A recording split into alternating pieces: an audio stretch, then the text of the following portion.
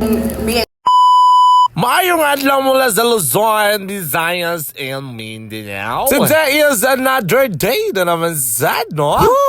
For today's video, natakaroon sa Cogon right now. Kaya graduation mo naman sa TISDA karon sa PCCI. Promises! Sa pila ka bulan naman nag-training ni bata nakaluyan sa mitahon, oy. Nakagraduate sa mikauban sa akong bata. Salamat, Lord. Kaya ko katabang na insito puhon mga pray. Ay, pang babang. Promises!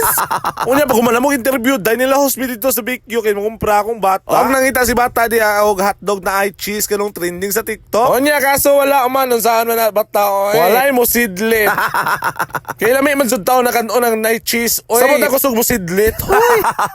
Nagilo sa tuhon. So, pag kumanong pangumpra ni bata, nila hospital sa crispy. Kaya grabe dahil gigutom jud mi ni bata, oy. Og ni palit kog duha ka liog dira, kay lami ni mo kaon og daghag panit-panit. Sa may ganahan mo kaon og daghang panit diha, please comment down below.